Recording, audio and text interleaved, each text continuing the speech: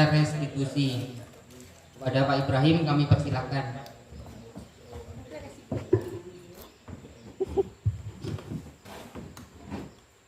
Assalamualaikum warahmatullahi wabarakatuh.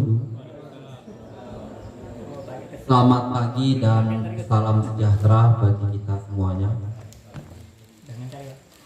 Alhamdulillah pada hari ini kita bisa berkumpul di gedung SD Negeri 10 Kubu dalam rangka kegiatan KKJ Gugus 2. Jadi pada hari ini izinkanlah saya sebagai pemateri ya, untuk membawakan salah satu materi dari CGB budaya positif di sekolah. Ya, jadi ya, sebagai guru kita dituntut untuk melakukan hal-hal yang berhubungan dengan masyarakat dan murid. Jadi banyak sekali permasalahan atau problem yang kita hadapi di sekolah. Jadi di sini ya kita ya khususnya saya sebagai guru penggerak. Jadi ada nilai-nilai dari guru penggerak tersebut. Yang pertama, berpihak pada murid, lalu mandiri, reflektif, kolaboratif, dan yang terakhir inovatif. Sebagai guru ya sudah seharusnya kita berpihak kepada murid ya. Kita selalu mengedepankan apa atau kemampuan yang dimiliki oleh murid tersebut. Banyak hal kita jumpai di sekolah, terutama pembelajaran eksak maupun yang non eksak. Yang jadi problem kita biasanya pada materi atau pembelajaran matematika. Itu memang agak sulit ya. Bagi kita guru itu mudah, tapi bagi mereka itu sangat sulit.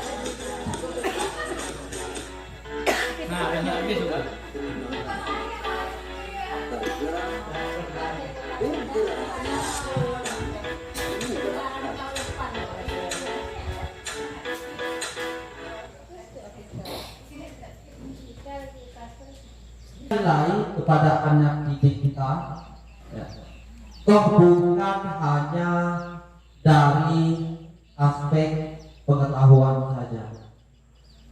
Perlu banyak pertimbangan yang harus kita lakukan pada saat menilai anak didik kita, terutama aspek sosialnya, ya, lalu aspek-aspek yang lainnya, semua itu harus kita pertimbangkan dengan baik supaya nilai yang kita dapat di rapot itu menjadi matang. Lalu salah satu lagi, pemberian reward, ya, reward kepada anak didik. Ya, nanti akan berlanjut ya pada video selanjutnya, Bapak Ibu boleh melihatnya. Ini yang sering kita lakukan, ya. Ini akan menjadi pembanding antara guru yang satu dengan guru yang lainnya, ya.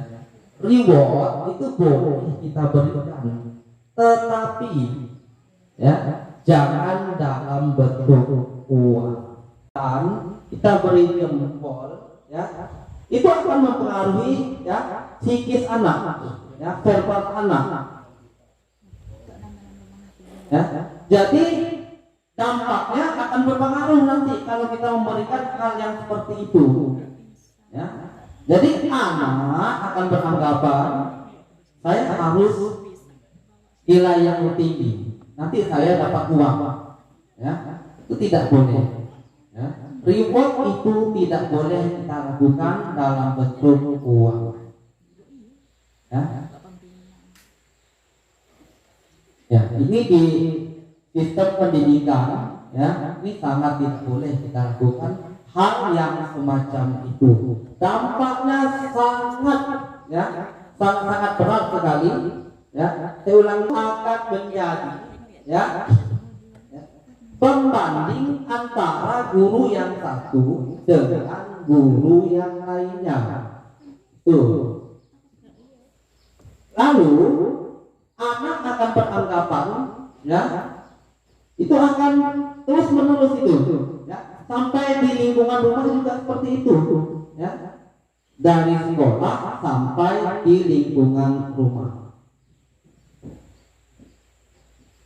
Ya, ini adalah budaya positif, ya, yang ada di sekolah.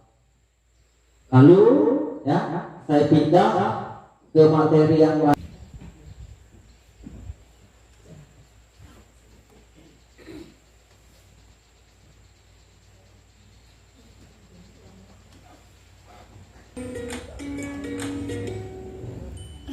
Salam bahagia Ibu dan Bapak guru hebat. Dalam penerapan disiplin positif restitusi, salah satu program yang dikembangkan adalah 5 posisi kontrol. 5 posisi kontrol dalam restitusi adalah proses perjalanan seorang pendidik agar dapat mengenali dirinya.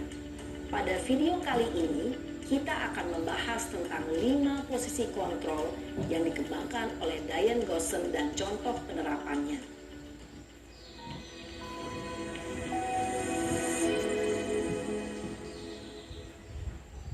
Lima posisi kontrol itu adalah: 1. Posisi penghukum.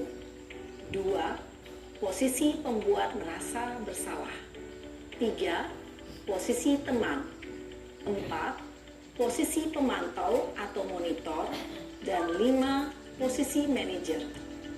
Untuk lebih memahami kelima posisi tersebut, mari kita saksikan kasus Naren yang terlambat hadir 20 menit di sekolah dan melihat bagaimana kelima posisi kontrol dalam menghadapi masalah tersebut.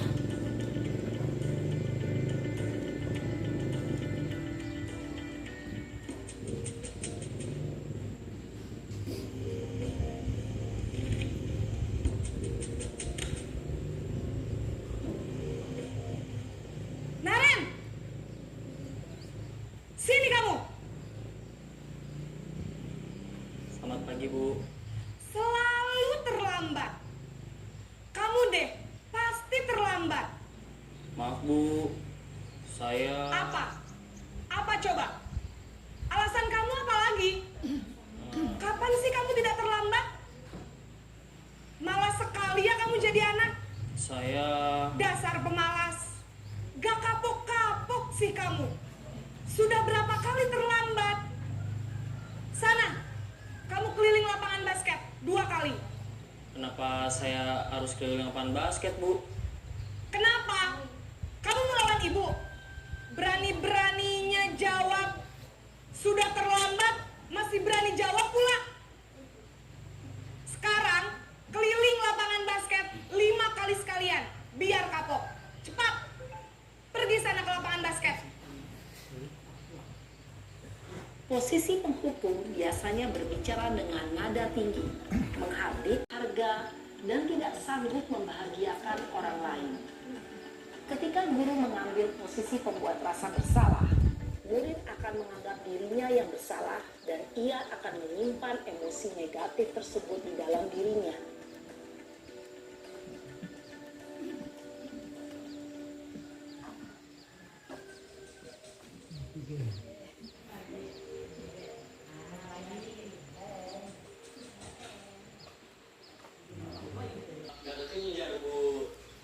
Ya sudah sana.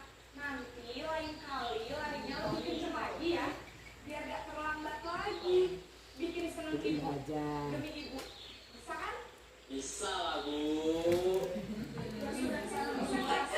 Beresin urusan absen kamu. Kamu ini ada-ada saja.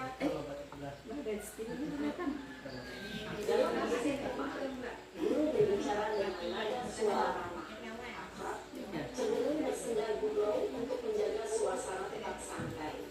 Murid akan merasa senang, aman, dan akrab dengan guru. Identitas yang tercipta adalah identitas sukses atau berhasil.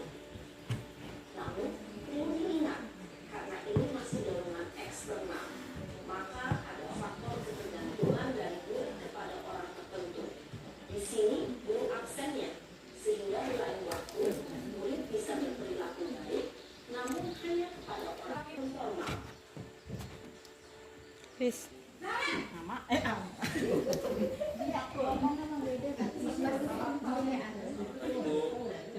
Selamat pagi, Naren. Maaf, Bu. Saya terlambat. Iya, sekolah masuknya jam 7, sekarang sudah jam 7.20. Jadi sekarang bagaimana ini, Naren? Maaf, Bu. Saya lupa setel alarm saya semalam. Baiklah, menurut kamu, keyakinan sekolah yang mana yang perlu kamu tingkatkan?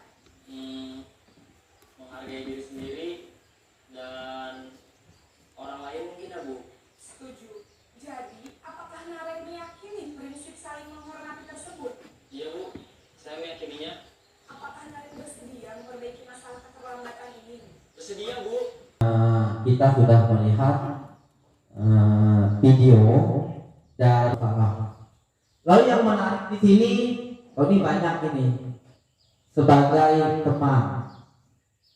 Ya, saya yakin di antara semuanya ya ada sekian banyak di sini ya, banyak yang memposisikan di posisi kontrol guru sebagai teman. Betul nggak? Kadang-kadang kolaborasi, kadang-kadang dia pukul, kadang-kadang dia kontrol. Iya betul, ada kata Bu Ita.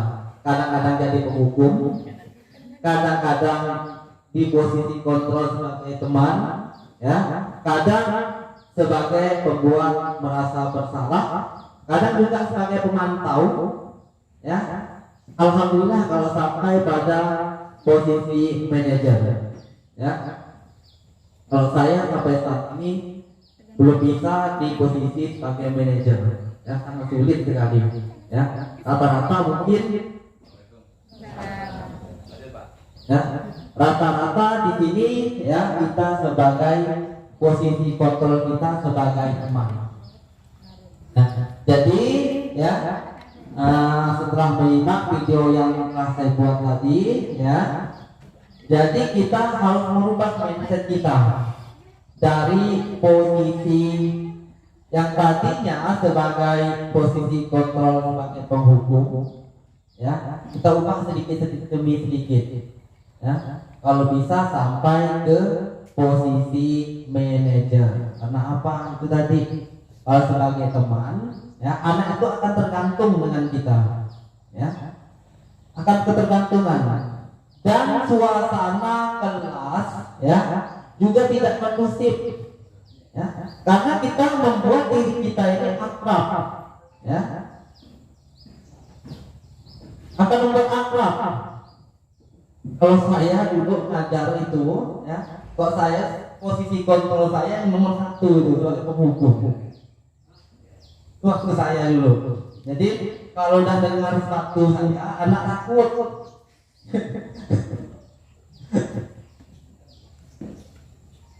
Ya, saya juga salah juga dalam mengajar dulunya, ya.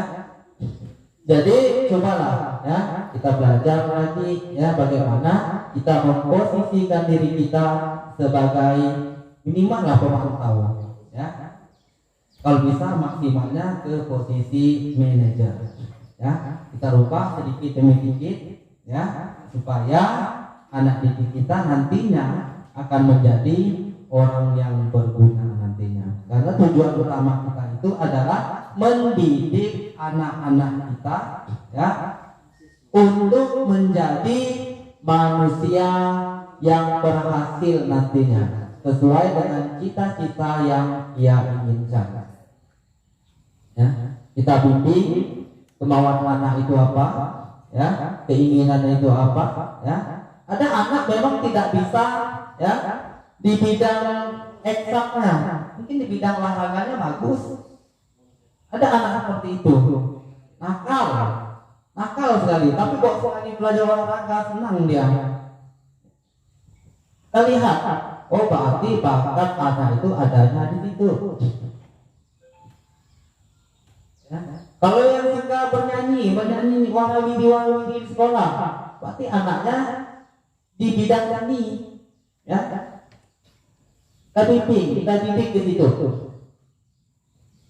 Ya, tujuan utamanya agar anak kita akan menjadi orang yang berguna nantinya. Ini ada lagi yang mudah-mudahan sinyalnya bagus. Ini kita masuk ke materi terakhir, segitiga. Mungkin bagus sebagai teman. Pak Arbianta saya yakin posisi kontrolnya sebagai teman.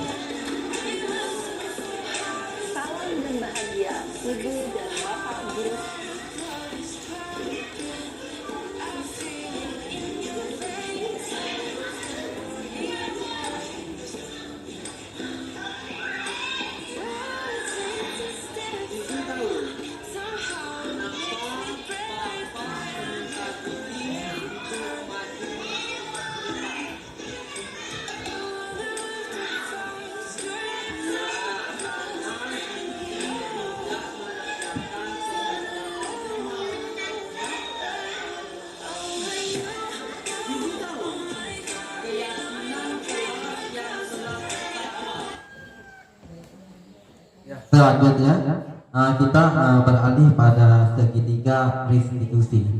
Ya, di segitiga restitusi ini ada suatu tindakan yang kita lakukan. Yang pertama, validasi tindakan yang salah. Lalu yang kedua, menanyakan keyakinan. Dan yang ketiga, menstabilkan identitas. Ya, jadi kalau video kita yang tadi terbuka, ya, itu lebih mudah kita memahami. Ya. Jadi di segitiga restitusi ini, ya, bagaimana cara kita untuk menyelesaikan masalah yang ada di sekolah, khususnya masalah anak-anak yang nakal, ya, atau terlibat apa saja, ya. Jadi di segitiga restitusi inilah, ya, kita menyelesaikan masalah yang ada di sekolah. Ya, jadi dalam menyelesaikan masalah kita harus mengikuti arusnya dulu. Ya, kita tanyakan, ya, apa permasalahan yang terjadi. Ya, kita tidak usah langsung membentak anak tersebut. Ya, ini pada validasi tindakan yang salah. Kita luruskan dulu. Ya, kita dengarkan unek-uneknya. Jadi jangan langsung kita buat anak itu salah. Ya, kita panggil langsung kita salahkan. Dengarkan dulu. Yang diterapkan di Ini udah bisa kayaknya. dikenal dengan nama Kita coba ya.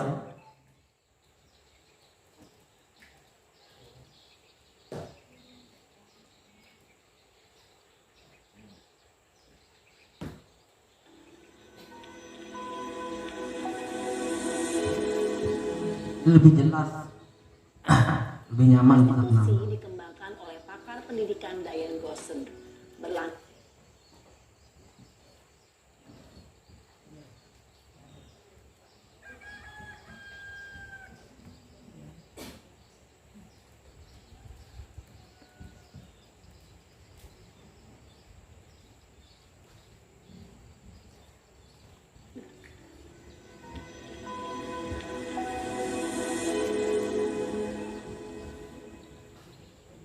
Restitusi dikembangkan oleh pakar pendidikan Diane Gossen, berlandaskan pada teori kontrol Dr. William Gleiser. Segitiga restitusi adalah suatu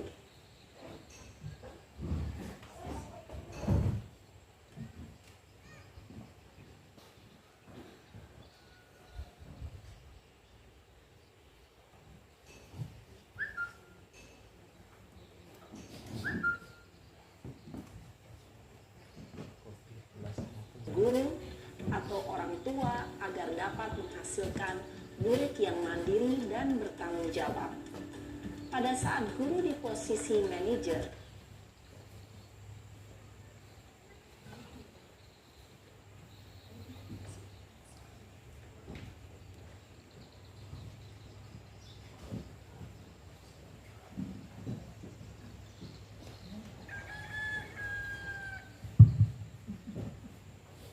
Tak mampu kenyang. Saya ulangi ya. Ya, jadi materi saya pada hari ini ya yang terakhir adalah segitiga restitusi. Ya. Jadi pada segitiga restitusi ini ya ada suatu 3 tindakan yang kita lakukan. Yang pertama adalah validasi tindakan yang salah. Lalu yang kedua menanyakan keyakinan. Dan yang terakhir adalah menstabilkan identitas. Ya. Ya, jadi pada validasi tindakan yang salah, seorang guru ya, jadi menanyakan apa yang terjadi, hal yang sebenarnya sampai terjadi keributan atau masalah. Jadi si anak yang dikembangkan pada murid ya adalah motivasi intrinsik, sehingga penanaman nilai ginjalnya bagus lagi ini. dapat tumbuh dan berkembang menjadi suatu kebiasaan positif yang akhirnya membentuk karakter murid. Proses dialog ini terdiri dari 3 langkah yang digambarkan pada ketiga sisi pada segitiga restitusi. Sisi pertama adalah menstabilkan identitas. Sisi yang kedua adalah validasi tindakan yang salah. Dan sisi yang ketiga adalah menanyakan keyakinan. Ibu dan Bapak guru, berikut ini akan ditunjukkan bagaimana seorang guru berada dalam posisi manajer menggunakan penerapan segitiga restitusi.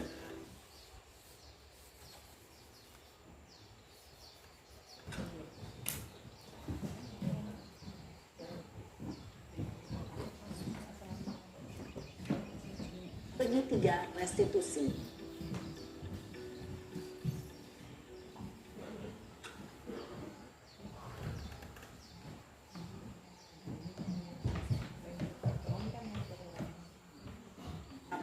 Segitiga restitusi.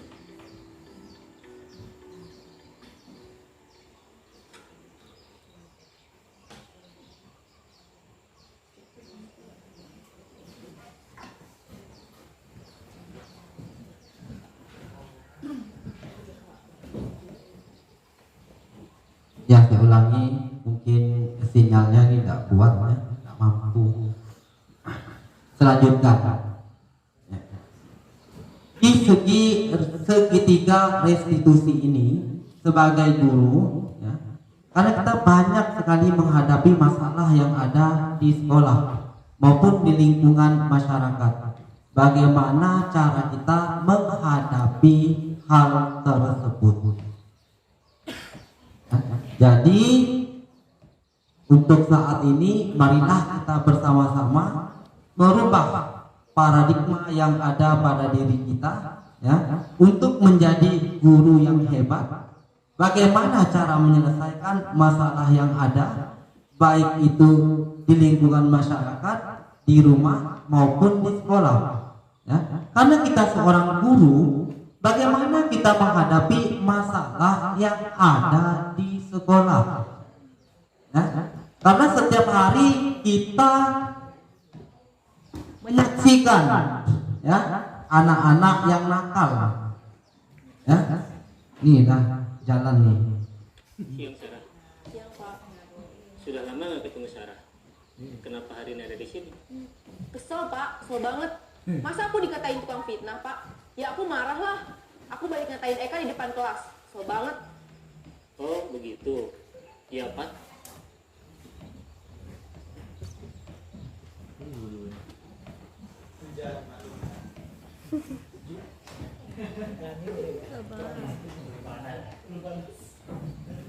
Kamu marah dan kesal.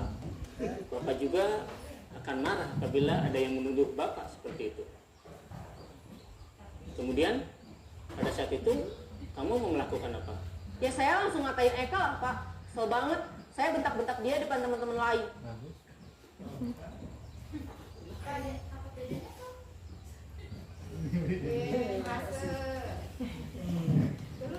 Oh begitu. Pasti kamu melakukan seperti itu karena suatu alasan tertentu bukan? Iyalah, masa saya diam saja Pak?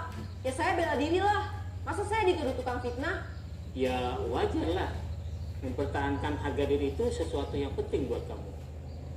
Untung kamu tidak bertindak lebih gegabah lagi. Hanya membentak-bentak. Iya Pak.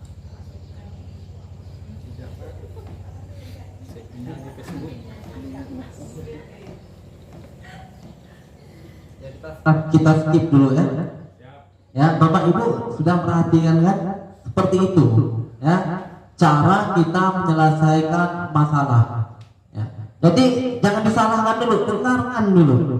Dengarkan anak didik kita dulu. Apa sih, ya, hal yang terjadi pada diri mereka? Kita dengarkan aja, kita ikuti, ya. Video ini sangat bagus sekali, ya, khususnya bagi kita sebagai guru. Ya, saya pun juga berkali-kali saya lihat, ya, sangat menarik sekali, ya, untuk acuan kita dalam menyelesaikan masalah yang ada di sekolah. Ya, kita buka lagi. Untung saya masih bersabar dan hanya membentak saja. Sudah gemes padahal. Saya pasti bela diri lah. Ya pasti ya. Tapi kamu memilih untuk tetap bertahan dan bersabar. Kamu memilih untuk tidak berbuat lebih parah lagi, bukan? Iya. Nah, sekarang coba kita lihat lagi tindakan kamu yang bentak-bentak Eka di kelas. Tindakan kamu itu Benar enggak? Kamu nanya. Wow. Nanya. Ya, tindakan yang kedua kita lakukan adalah menanyakan keyakinan, ya. Dalam menanyakan keyakinan, setelah kita lihat secara runtut tadi di validasi tindakan yang salah, kita tanyakan, ya. Tadi malam juga sudah saya lihat videonya, ya. Apakah lanjutan dari video ini, apakah hal yang dilakukan si anak itu, ya, berhubungan identik dengan kepribadiannya? Ternyata tidak, ya.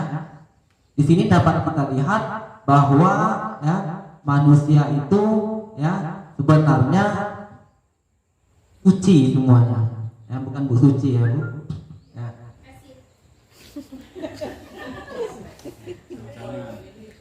Jadi tinggal lingkungan yang mempengaruhi kita, ya, lingkungan di sekolah, lingkungan di rumah, ya, maupun lainnya, ya. Jadi sebagai guru, bagaimana kita membentuk karakter anak didik kita ini, ya, supaya menjadi anak-anak yang hebat, anak-anak yang tahu tentang agama, ya, yang tahu tentang apa yang harus dia lakukan terhadap lingkungan, bangsa maupun negara kita yang tercinta ini. Kalau kita lanjutkan video ini, ya, yang terakhir itu adalah menstabilkan identitas. Ini adalah hal yang terakhir. Jadi di sini ada titik temunya. Bagaimana cara menyelesaikan masalah yang ada secara runtut, ya, tidak menyakiti pihak yang satu dengan yang lainnya, ya. Jadi sebagai guru, ya, sudah seharusnya kita memiliki 5 posisi kontrol, yang kelima kalau bisa sebagai manajer. Lalu untuk menyelesaikan masalah yang ada di sekolah, kita gunakan segitiga restitusi. Supaya kenapa? Supaya sekolah kita menjadi aman, tertib, nyaman, ya. Kita semua betah berada di lingkungan tersebut. Jika ada masalah yang terjadi di sekolah, kita selesaikan secara bersama-sama, ya. Jadi mungkin ada yang bertanya sebelum saya tutup. Waktunya sudah 1 jam lebih, ya. Silakan Pak Asmadi.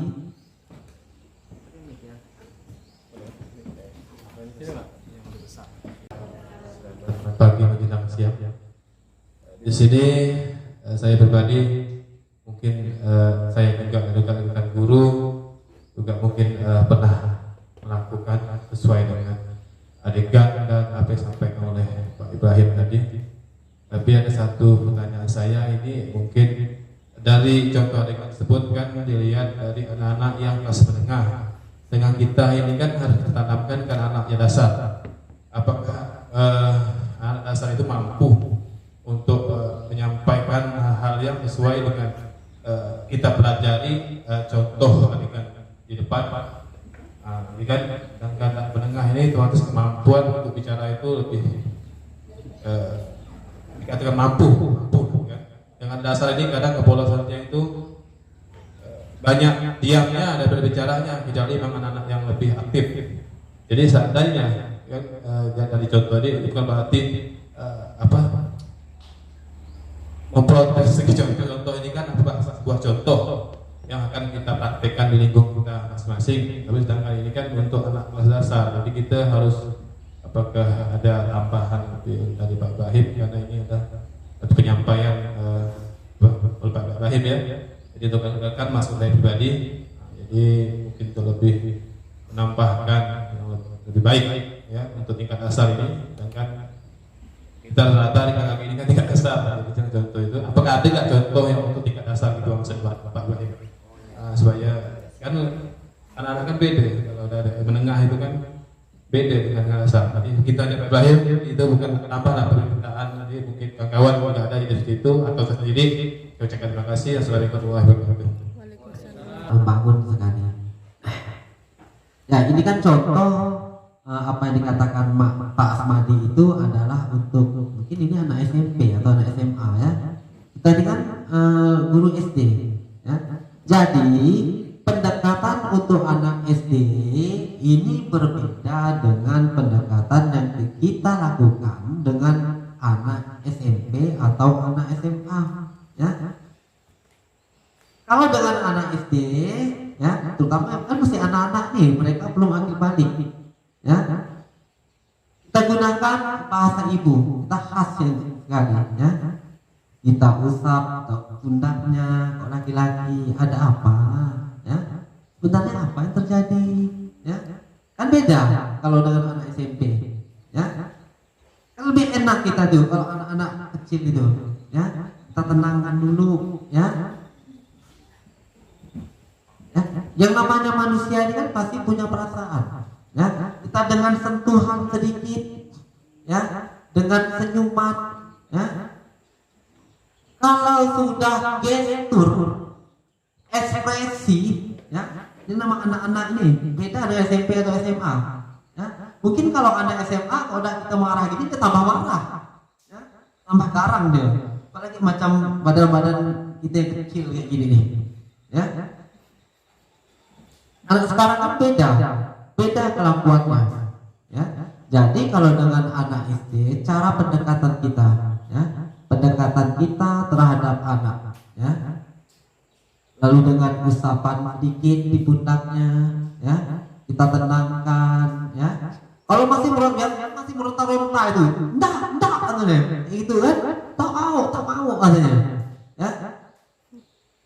Tenangkan dulu, kita tenangkan ya, kita bujuk bagus-bagus ya, supaya ya bisa kita redam semuanya. Kalau kita biarkan makin jadi ya, nanti di tengah jalan berkelahi gitu ya. Harus kita antisipasi ya. Inilah tadi posisi kontrol, kembali lagi pada posisi kontrol ya. Guru ya bisa menjadi sebagai teman, bisa menjadi manajer, bisa menjadi pembuat merasa bersalah, bisa menjadi penghukum ya. Tapi jangan posisi penghukum, tidak boleh untuk saat ini ya, tidak boleh, jangan ya. jangan sampai menjadi posisi penghukum. Mohon ya, mohon dengan sangat tinggalkan itu. Kalau udah marah, udah apa, udah marah dari sendiri ya lah ya. Jangan sampai tangan melayang ya, kok meja dibentak itu enggak apa, dia kaget kok tangan melayang, bahaya urusannya ya. Jadi itu tadi ya, kita sebagai guru ya harus bisa meredam ya apa yang terjadi ya, emosi pada diri kita ya. Dengan anak tadi ya, gimana cara kita menyelesaikannya ya, itu tadi dengan cara pendekatan dan bahasa ibu ya, beda dengan anak yang sudah dewasa. Ada lagi?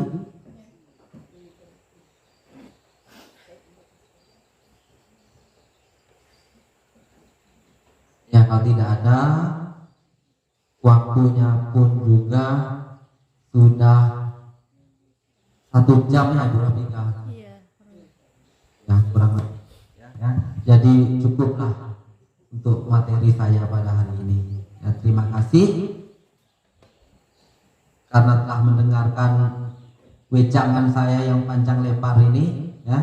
Saya tutup dengan mengucapkan billahi taufiq wal hidayah. Assalamualaikum warahmatullahi wabarakatuh.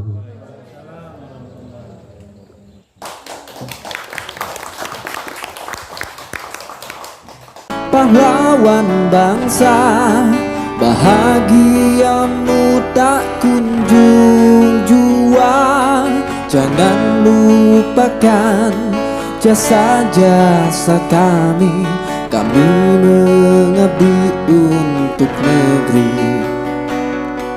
Di usia muda dan sampai tua, ataukah sampai tutup usia, nasib hidup kami masihkah dihargai pengabdian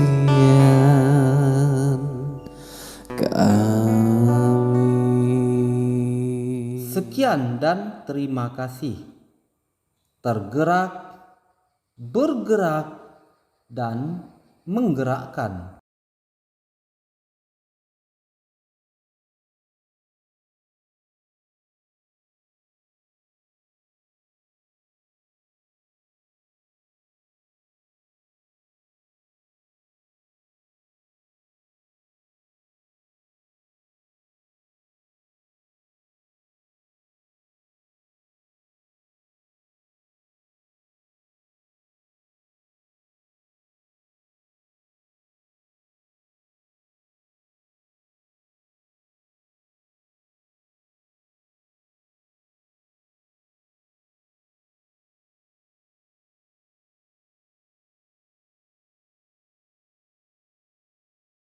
Pahlawan bangsa, bahagiamu tak kunjung jua. Jangan lupakan jasa-jasa kami mengabdi untuk negeri. Di usia muda dan sampai tua, ataukah sampai tutup usia, nasib hidup kami masihkah dihargai pengabdian